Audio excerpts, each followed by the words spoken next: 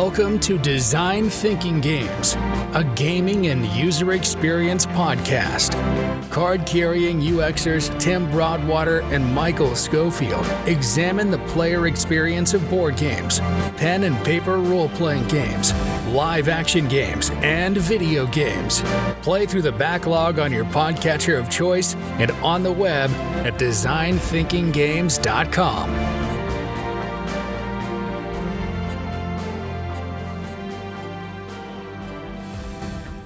Very soon, it is going to be Independence Day, July 4th. Yeah. 2022. Yeah. What a year to celebrate, eh? But yeah, there's something fun about kind of like there's something fun about it. The fireworks, the bravado is fun. The mythology around it is fun.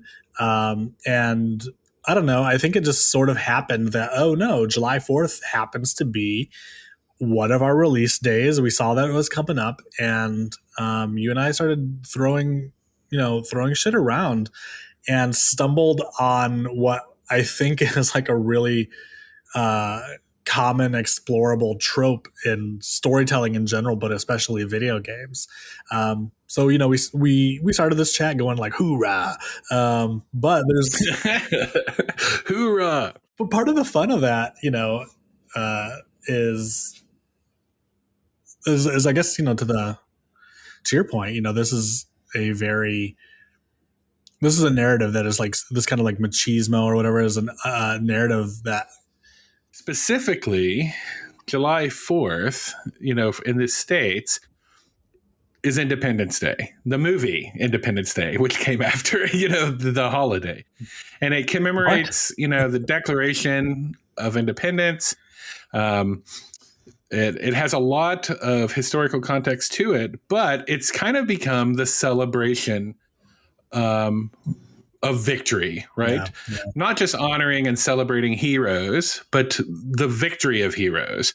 And so we started talking about, people love victory and people love heroes. And so I think that's where we started kind of talking about, oh, wow, like there's something here, that this kind of hero kind of trope, or the hero or the underdog and what they have to face. And then this is not just in films and books, but it's in games. And that's what, we're kind of wanting to focus on. Yeah. I mean, like, as we're wont to do, we just kind of started to deconstruct some of our, favorite Americana.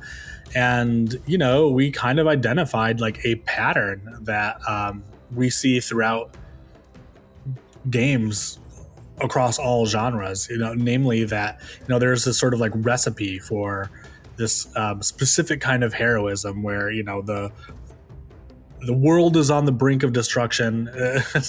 Of course, like as any good American youth, when I think of Independence Day, I do think of that time when aliens attacked. And, like sometimes the world is literally on the brink of the destruction, but it's just this notion that like everything is on the line. And, there's a ragtag chosen few who will make the difference. There's, it's kind of like wresting this idea of freedom from some sort of oppressive force or circumstance, like world ending, whatever. But, you create this kind of like trope that really is what it is. And you can name any kind of media out there, from, fiction novels to video games to movies, where there's sort of an unambiguous choice. Like the heroes aren't always great, but you always side with the heroes because they have to save the world. The alternative is no world. And once we kind of like identified that trope, it became pretty fun to, cherry pick all of our favorite games that fit well in there. And we ended up with a hell of a list that, yeah, it's almost too big for one episode. There's a lot here. And so we were looking at it from exactly what you said, which is what is this recipe? Like you said, everything's on the line. The world is on the brink of destruction, and like there is a chosen one or a chosen few who can get the job done, and save the world, save mankind, save existence, save sentient life, whatever, right? And it's always the stakes are at the highest. Freedom, genocide, extinction of life as we know it, like whatever, whatever metaphor or trope you want to, kind of tie to it. And so we kind of looking at it from how does it work really well in games? Like, why do people like Lara Croft, or why do people like Cloud from Final Fantasy, or why do people like Link from Legend of Zelda, right? Or Mega Man even, or and so we started looking at, for this to really work in games, or not really work because it does work, but what the player experiences from the game side. And I guess we're really focusing on this episode more so on video games, not really tabletop games or other games, but from the video game perspective, this is, I feel like on the part of the player, you've sunken tons of hours and effort into kind of grinding for this epic struggle, and you've been attached to the story, which kind of pulls you in, right? And there's a right cause or a moral cause that's kind of attached to it. And then with all that story and the everything being on the line and at stake, and you or the player or players you control, when you beat the game, it just is this really phenomenal experience. I'm like an endorphin dump, kind of like, oh my God, I did it. You know what I mean? And that's the kind of a player experience I think people have with this kind of hero underdog kind of game, right?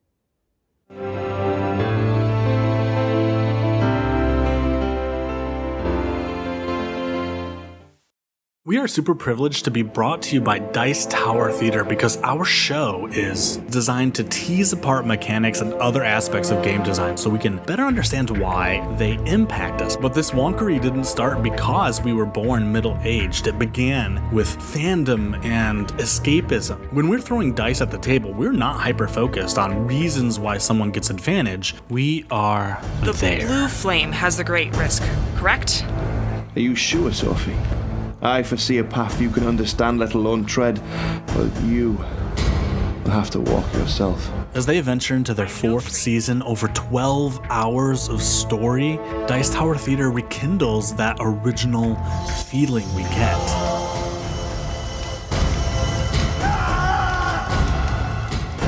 Are your minds made up too? Then step into the room behind me, adventurers. I wish you find what you seek and can heal your world. Dice Tower Theater, wherever you find your favorite podcasts.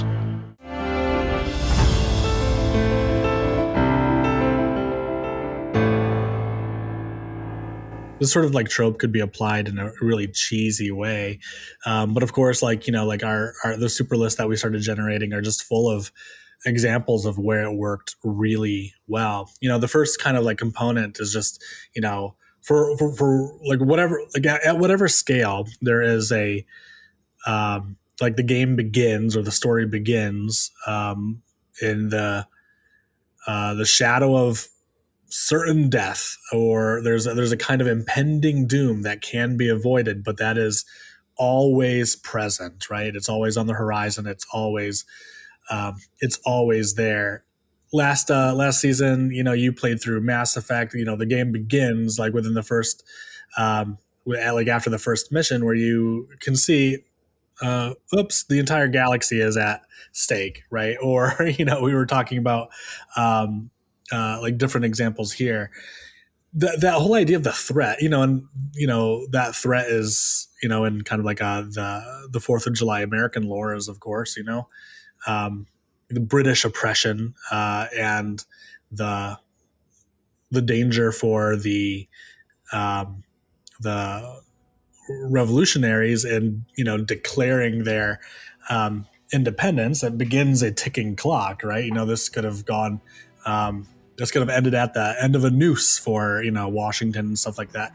But under the guise, or under the kind of like this kind of like looming threat, all the other interactions in the game feel a lot like sweeter. There's kind of like this funny like fantasy like RPG trope where like, oh no, the world is literally going to end, but first you need to help make all these like deliveries like across the land. But there's something like really nice there, I think, about like all of the interactions that feel sweeter because they're time limited, or they're literally like gate kept, but it's the notion that like everything that's happening here is under threat. And so it makes even these kind of like little, potentially it could make these little quests feel better. It makes the relationships you form along the way sweeter. There is like this humanizing piece that you're talking about, to where whatever the looming threat is, the evil presence is going to taint the land, Ganon from Legend of Zelda. But it is the human or humans, or if it's an animal, or if it's an alien species or whatever, but the humanizing effect of like working together, collaboration, like helping someone so they will help you, building alliances, that's the kind of building allies and building strengths and tools to, everyone has to pull together, right? To kind of fight this oppression. And sometimes the hero or the group of heroes is facilitating that with small quests, as you call it, right? Maybe that's the unlikely cadre you alluded to before, where like, an important component of this existential threat is that it's big enough to force unlikely alliances, right? So, the for the first time, the hobbits and dwarves and elves find themselves like on the same side, or something like that. Or the states band together, or the societies come together, the species come together. But you're right, there is this coming together, this unifying aspect of maintaining or surviving a way of life or a way of being that is really, it's kind of like the embryo in which all this story happens. Everyone's coming together because, oh no, this thing on the horizon is really that bad. Yeah, in Zelda, it's literally the humans in Zelda are Hylians, right? And they combine and they work across the aisle, or collaboratively with the Zora, the water merfolk people, but also the Gorons, the mountain people, and the Deku, who are the plant or elf people, right? And so it takes them not only working together, but helping each other, or even assisting Link with like, this item will help you on your quest, because we also know that Ganon is this evil force that will eventually destroy the forests and the mountains and the seas. And so we will help you, we will ally with you, and we will back you, because the risk is that great, right? Total annihilation or total destruction of the world. One of the things we were talking about when we first, kind of were talking about actually the hero and, 4th of July, freedom, rebellion. This is this cool, kind of, this cool kind of construct, but it exists in every genre. Like it can extend to sci-fi. It can not just be in fantasy or warfare or action adventure, And so I think it doesn't really matter the genre. I think the narrative construct or whatever this trope is, kind of extends beyond that. Yeah, it's really interesting. Well, because there's some aspect of like existential threat. So we acknowledge an existential threat that unifies forces. This is true in a zombie flick, however, I think there has to be, however remote, an element of hope that the existential threat can be overcome. Exactly. And that is completely abandoned in zombie films. Like when you're watching Walking Dead or zombie films, it's survival. It's not hope. It's like, let's just try to survive as long as possible. Exactly. That's always kind of the construct of like zombie films, or just like this automated horror, or like this virus. It's just like, we're not banding together to save mankind. It's like, we're just trying to survive as long as possible. And to me, that is not a hero.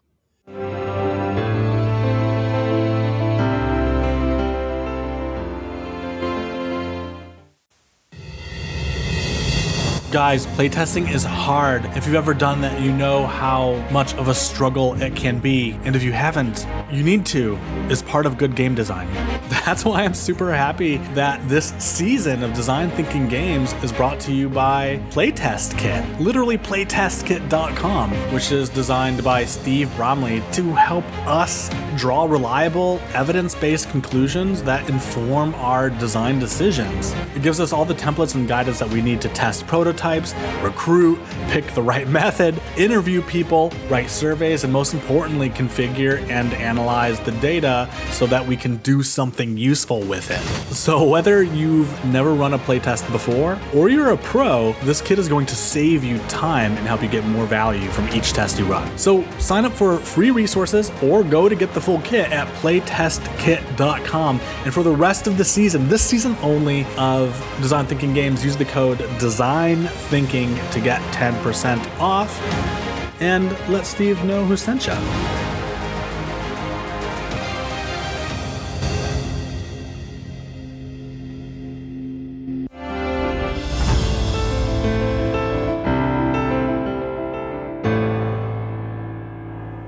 Sauron from Lord of the Rings, for your fantasy reference,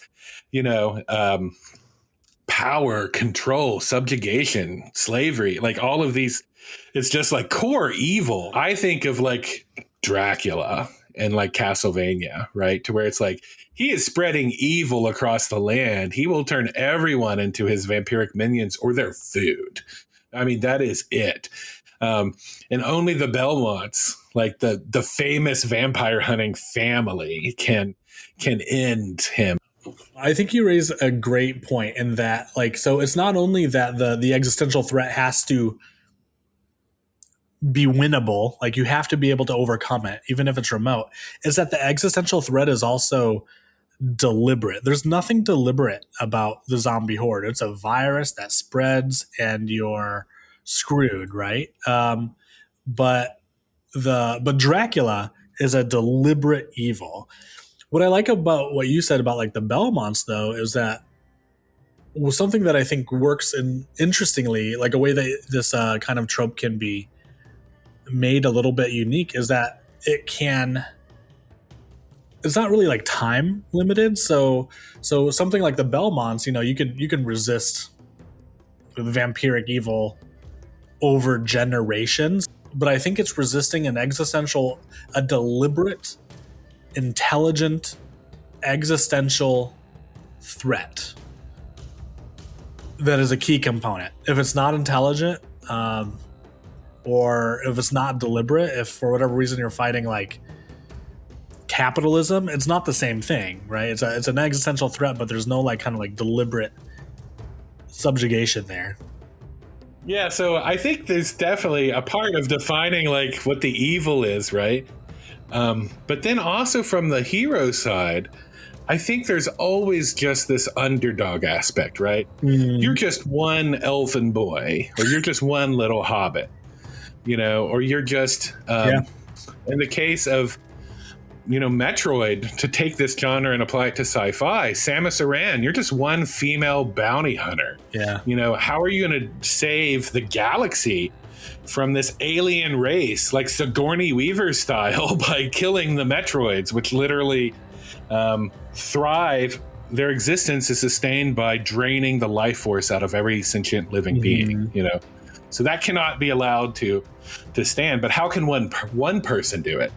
And there's always seems to be like, how does the Master Chief get empowered? How does Mega Man get empowered? How does Samus or Link or Laura Croft. I know we even talked about, like, even from a warfare construct, how does Solid Snake and Metal Gear get empowered to be able to save the world from nuclear threat, right?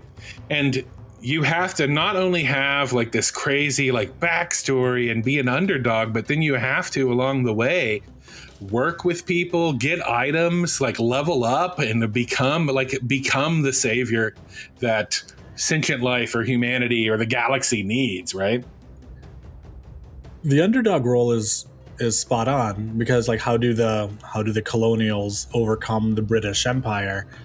To that end, you threw out Master Chief, and I often think of like Samus and Master Chief, Doom Guy, kind of like all in the same thing, because they are effectively like faceless heroes, right? Master Chief one is interesting though, because somehow,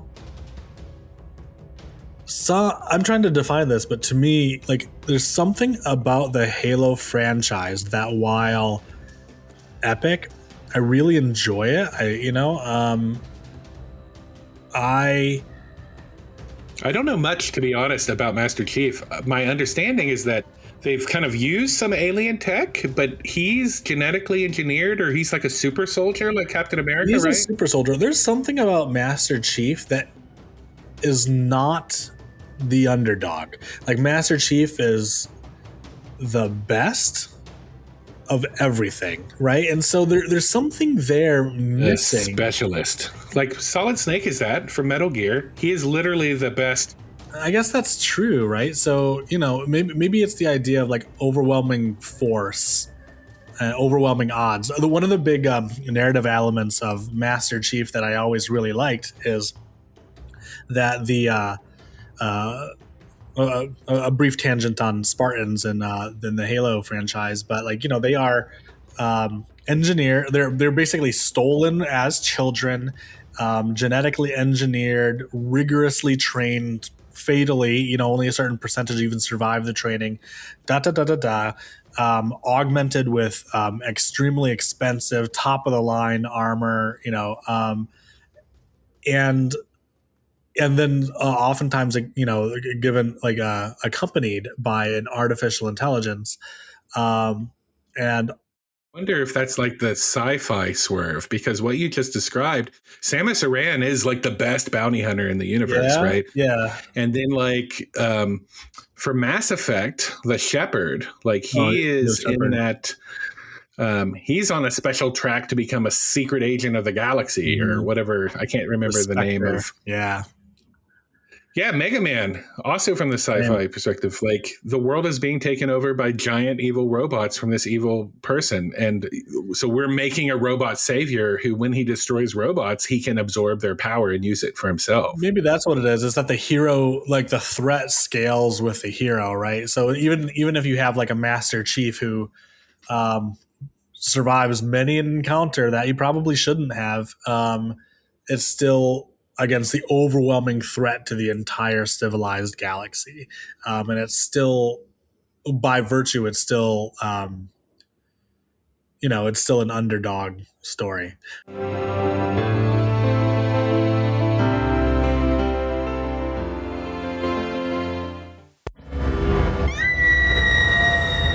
Design Thinking Games is a proud affiliate of Hunt a Killer.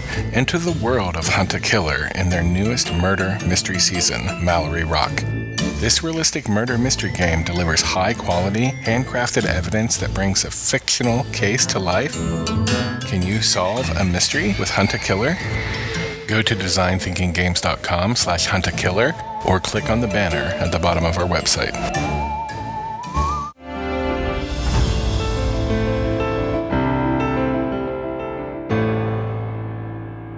There's something that's like more underdog about Shepard than like Master Chief, or even more underdog about Mega Man than right? That I think if we were to like model the impact, there's probably something in that formula about distance, like power gulf between the threat and the hero.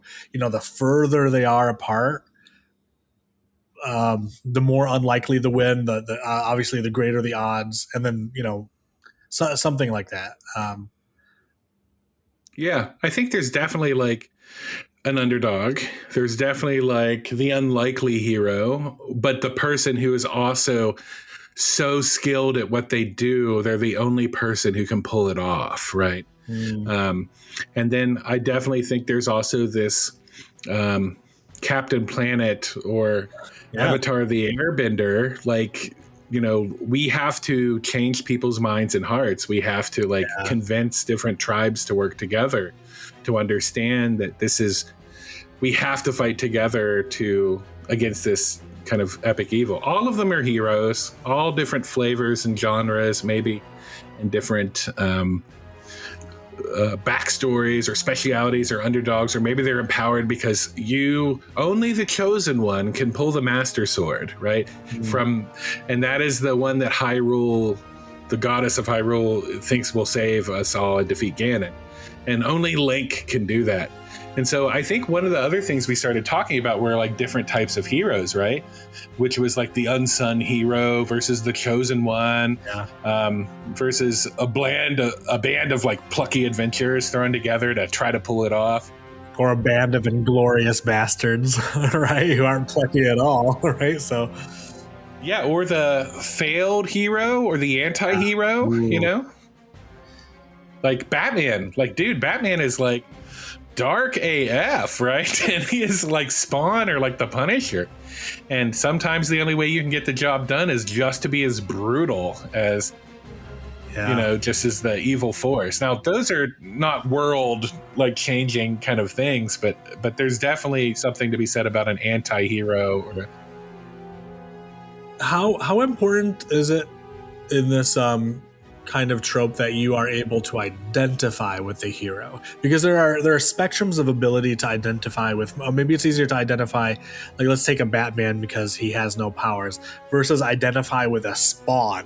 You know, someone who is kind of would be branded as being evil, or a vigilante, or someone that is unsafe, like a vampire or werewolf, or a demon, but does good with their power. So I think people the thing that like we kind of landed upon, and the reason why we wanted to talk about this episode really was like, people love heroes.